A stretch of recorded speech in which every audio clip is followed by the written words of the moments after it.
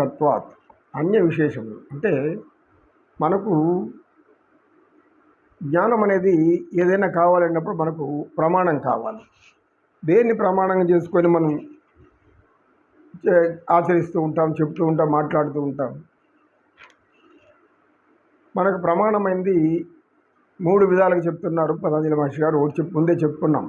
ఒకటి, చిత్తవృత్తులు 5 విధాలని చెప్పుకున్నప్పుడు అందులో మొదటిది ప్రమాణం.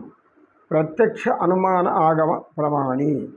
ప్రత్యక్ష అనుమాన ఆగమ ప్రమాణి అంటే ఈ యొక్క ప్రమాణాలు 5 కూడా 3 కూడా ప్రత్యక్షము, అనుమానము, ఆగము అని 3 విధాలైన ప్రమాణాలు తీసుకొని మనం ఆ జీవనం ఆచరిస్తుంటారు మన పూర్వీకులు అందరూ కూడా. ఈ ధర్మబద్ధంగా జీవించాలన్నప్పుడు మనకి ఈ 3 ప్రమాణాలు అవసరం. అయితే ప్రత్యక్ష అనుభవం అనేది అది కొంతకాలం జరిగిపోతుంది, వయసు అయిపోతుంది. ఆ వయసు అయిపోయినాక అనుభవాలన్నీ తెచ్చుకొని ఇంకా నువ్వు జ్ఞానం నేర్చుకునేది ఏముంది? ఏమీ ఉండదు. అది ప్రత్యక్ష అనుభవం మనకు మనం అనుభవిస్తేనే మనం తెలుసుకుంటామని. భగవంతుడు కనబడలేదు, ఆలయం వెళ్ళి దర్శనం కావాలంటే నువ్వే వెళ్ళాలి కదా. నువ్వు వెళ్ళకుంటే ఎవరో మీ తండ్రి మీ ఇంకెవరో బంధువులు వెళ్ళి నేను భగవంతుడిని చూశాను, ఆయన 3 నామాలు పెట్టుకొని ఉంటాడు, ఆయన అందరమైన వాడు, చాలా సుందరమైన వాడు, ఆయనకి ఈ విధంగా దివ్యాభరణాలు, అక్కడ ఏమి పరిమళం నిన్ను వర్ణించిన నీకు అనుభవం తెలియదు. ఎందుకు తెలియదు? నువ్వే వెళ్ళి చూస్తే కానీ నీకు తెలియదు, నీ కళ్ళతో చూడాలి. ఇది ప్రత్యక్ష అనుభవం. ఇక అనుమాన ప్రమాణం అంటే ఏంటి? ఇందాక చెప్పుకున్నాం మనం. ఇతరులు వచ్చి అక్కడ కోణారక్ అనేటువంటి ఒక పెద్ద టెంపుల్ ఉంది, సూర్య దేవాలయం, ఆడ రాత్రి చక్రాలు ఇవంతా అమర శిల్పి చెక్కినటువంటి అమోఘమైన శిల్ప సౌందర్యం అని వాళ్ళు వర్ణిస్తూ ఉంటే నీకు అది అవునా కాదా అనే అనుమానం లోపల ఉండదు కదా. ఇది అనుమాన ప్రమాణం. ఈ 2 ప్రమాణాలు కూడా మనకు జ్ఞానాన్ని త్వరగా ఇవ్వవు. ఎందుకంటే అవన్నీ వయసు అయిపోయినాకు అటువంటి 2 ప్రమాణాలు కూడా మనకు ఆలస్యం అవుతుంది జ్ఞానం రావడానికి. అందుకని ఆగమ ప్రమాణం తీసుకోమంటారు. ఆగమం అంటే ఆప్తవాక్యం. మనకు ఆప్తులు ఎవరు?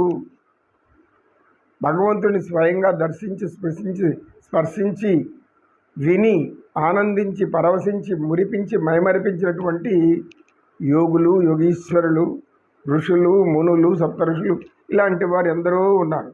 ఆప్తులే. ఎవరైతే సంపూర్ణ జ్ఞానాన్ని సిద్ధి పొంది దైవత్వంలో లీనమైపోయారో వాళ్ళందరూ కూడా ఆప్తులే.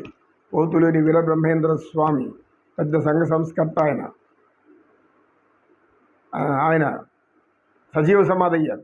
ఇదంతా కూడా మనం జ్ఞానం కింద తీసుకోవాలి. ఈ జ్ఞానం తీసుకున్న తర్వాత ఏమవుతుంది? అది విశిష్టమైన జ్ఞానంగా మారుతుంది. అంటే నిర్వికల్ప సమాధి లేకపోవడానికి.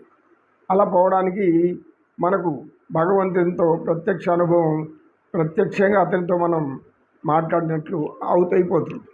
అంటే మనమే స్వయంగా ఆ దైవాన్ని, దైవశక్తిని, దైవ యొక్క ఆనందాన్ని మనం స్పర్శిస్తాము, ఆనందిస్తాము అని తెలియజేసేది ఈ సూత్రం. సో ఇందుకు అంటే మనకు అనుభవం కావాలి, ఆనందించాలి దైవత్వాన్ని అనే ఆలోచన ఉండాలి. ముఖ్యంగా నాకెందుకు ఈ భౌతిక సుఖాలే నాకు అన్ని సుఖాలు, ఇక అలాంటిది నాకు అవసరం లేదు అనుకుంటే అటువంటి వాళ్ళకు మనం ఏం చేయలేము, చెప్పలేము కూడా, వాళ్ళ ఇష్టానికి వదిలేవాల్సిందే. ఈ విధంగా పతంజలి మహర్షి గారు తన 49వ సూత్రం, 50వ సూత్రం, 51వ సూత్రంలో కూడా ఇవన్నీ ఆప్తవాక్య ప్రమాణం తీసుకొని మీరు సాధన చేయండి అని చెప్పడానికి ఈ సూత్రాలన్నీ కూడా మనకు చివరి వరకు. అంటే ఇప్పుడు ఏమవుతుంది?